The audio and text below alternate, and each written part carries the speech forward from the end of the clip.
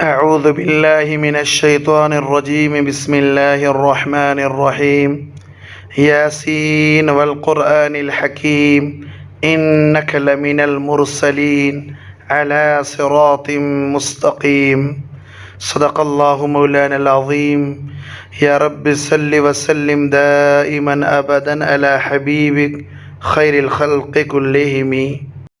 حافظ ابن کثیر رحمۃ اللہ علیہ جو بہت بڑے مفسر بھی ہیں محدث بھی ہیں، فرماتے ہیں من خصائص هذه السورة انها لا تقرأ عند امر عسیر الا یسرہ اللہ.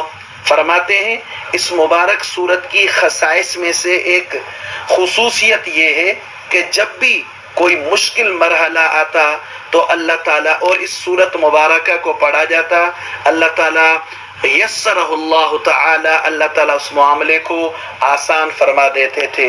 رضی اللہ تعالی عنہ قال قال رسول اللہ صلی اللہ علیہ وسلم ان لکل شیء قلبا ان لکل شیء قلبا وقلب القرآن یاسین. پیغمبر علیہ السلام نے فرمایا ہر چیز کا قلب ہوتا ہے، یعنی دل ہوتی ہے. فرمایا قرآن مجید کی دل سورہ یاسین ہے. امام غزالی ان معقل بن یسار رضی اللہ عنہ قال قال رسول اللہ صلی اللہ علیہ وسلم اقرؤوها علی موتاکم، یعنی یاسین اس مبارک سورت کو اپنے مردوں پر بھی پڑھا کرو. کیوں؟ فرما رہے ہیں لتنزل الرحمہ والبرکہ، تاکہ اس مبارک سورت کی برکت سے رحمت اور برکت نازل ہوگی. اور آگے فرمایا وَلْيَسْهُلَ عَلَيْهِ خُرُوجُ الرُّوحِ، اور روح کا نکلنا بھی آسان ہو جائے گا. ایک اور روایت عن ابن عباس رضی اللہ تعالی عنہما قال قال النبی صلی اللہ علیہ وسلم لَوَدِدْتُ أَنَّهَا فِي قَلْبِ كُلِّ إِنسَانٍ مِّنْ أُمَّتِي. پیغمبر علیہ السلام فرماتے ہیں میری تمنا ہے کہ میرے ہر امتی کے دل میں سورہ یاسین ہو. اس سورت کی ابتدا پیغمبر علیہ السلام کی نبوت کی تصدیق سے فرمائی گئی. قرآن حکیم کی قسم کہا کر یہ کہا گیا کہ آپ سچے رسول ہیں اور صراط مستقیم پر قائم ہیں. پھر یہ بتایا گیا کہ اس قرآن عزیز کو رب العالمین کی طرف سے نازل فرمایا گیا ہے، اور اس لیے نازل کیا گیا تاکہ لوگوں کو اس کے ذریعے سے عذاب خداوندی سے ڈرایا جائے. ساتھ ساتھ یہ بھی بتلا دیا گیا کہ بعض منکرین کسی طرح بھی کسی حالت میں بھی ایمان لانے والے نہیں، اس لیے ان کے حق میں ڈرانا نہ ڈرانا دونوں برابر ہے. البتہ ایسے شخص کو ڈرانا نفع دے گا جس میں طلب حق ہو اور نصیحت سنتا ہو، خدا سے ڈرتا ہو. اور ایسے لوگوں کو گناہوں کی مغفرت اور ان کی طاعت پر اجر عظیم کی بشارت سنائی گئی جو ان کو قیامت میں ملے گی. یقیناً مردہ زندہ کر کے اٹھائے جائیں گے، ان کو اپنے دنیا کے اعمال کے موافق جزا و سزا ملے گی. دوسرے رکوع میں انطاکیہ ایک بستی تھی، اس کا واقعہ مذکور ہے کہ فرمایا کہ ان کی ہدایت کے لیے اللہ تعالیٰ نے 2 انبیاء علیہ السلام بھیجے. انہوں نے ان کو نعوذ باللہ جھٹلایا، پھر تیسرے رسول کا اضافہ کر دیا گیا. ان تینوں نے مل کر بستی والوں کو پیغام الہی پہنچایا، لیکن ان بستی والوں نے نہ مانا بلکہ مذاق اڑایا کہ تم بھی ہماری طرح آدمی ہو، کون سی عجیب بات ہے کہ تم پیغمبر بنا دیے گئے ہو. تو انہوں نے فرمایا کہ رب العالمین اس پر گواہ ہے، ہم جھوٹے نہیں ہیں، ہم تمہاری طرف اللہ ہی کی طرف سے بھیجے ہوئے ہیں. بہرحال انہوں نے کہا نعوذ باللہ کہ ہم تو تمہیں اپنے لیے منحوس سمجھتے ہیں کہ قوم میں تم نے تفریق پیدا کر دی، اور تم اس دعوت و تبلیغ سے باز اگر نہ آئے تو ہم پتھر مار مار کر جان سے مار ڈالیں گے. بہرحال وہ بستی والے ایمان لانے کے بجائے الٹا اللہ کے رسولوں کے دشمن بن گئے.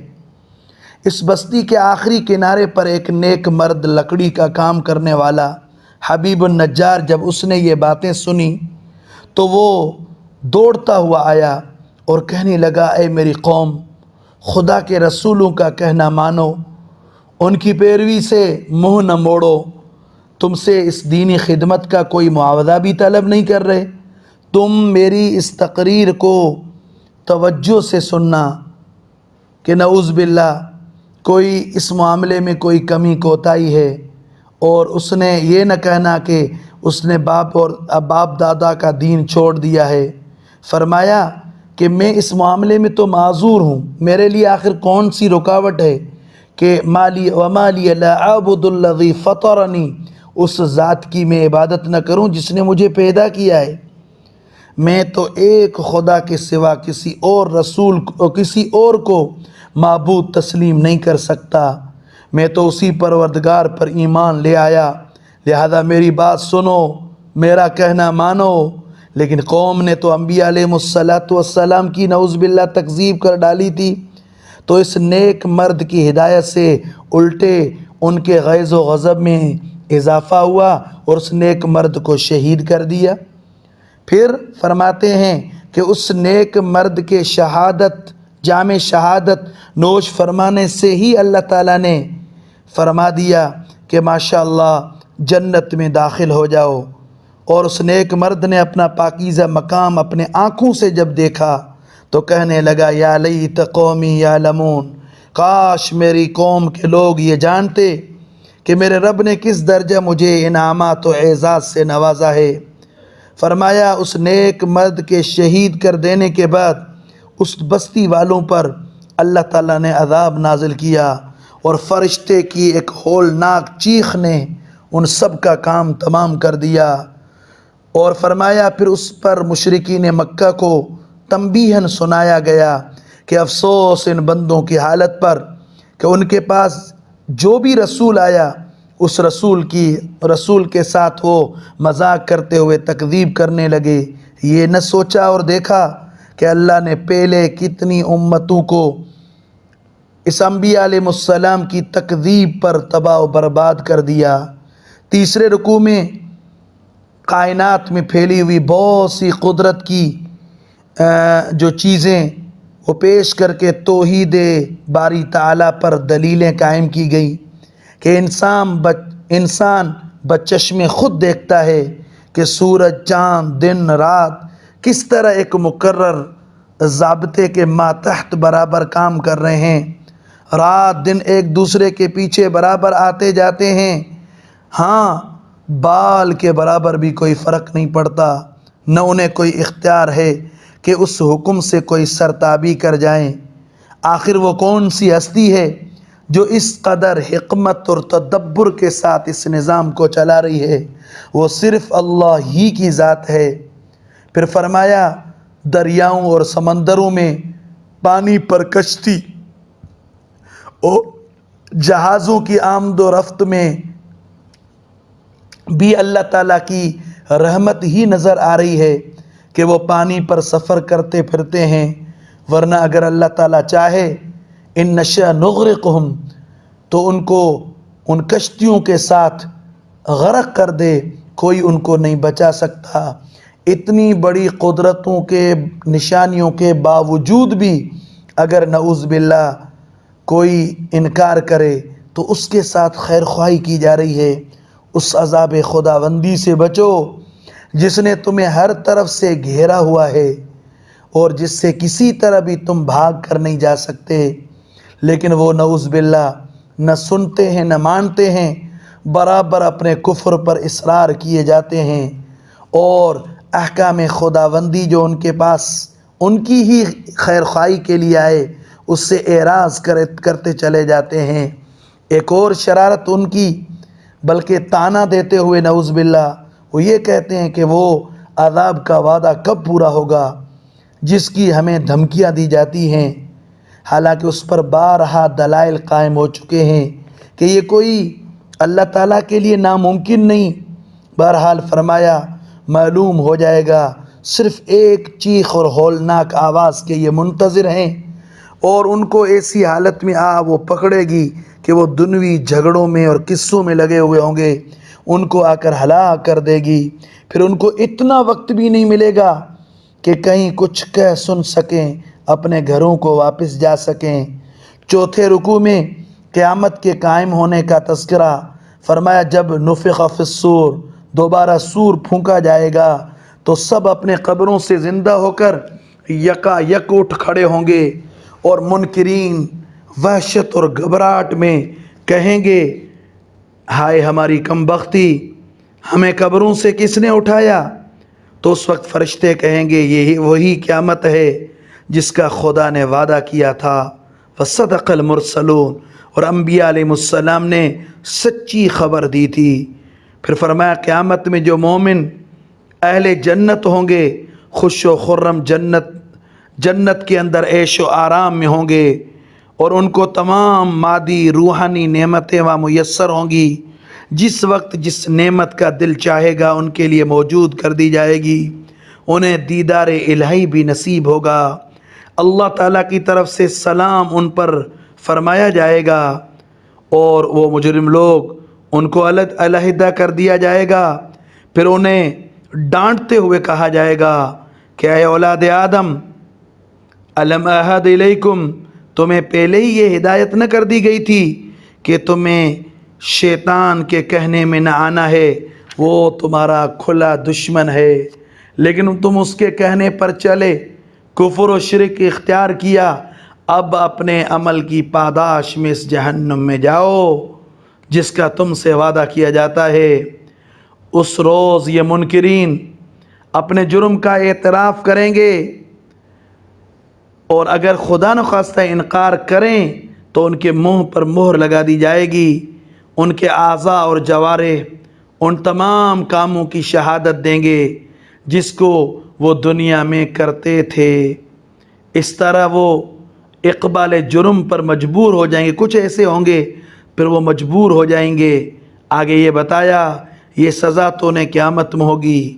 اس وقت دنیا میں بھی فرمایا کہ اگر اللہ تعالیٰ چاہے تو اس کا مشاہدہ کروا دے، آنکھیں تبدیل کر دے، اور فرمایا کالا پانی آ جائے، چہرے مسخ کر دے، لیکن اللہ تعالیٰ اپنی حکمت کے موافق ڈھیل اور مہلت دیتے ہیں۔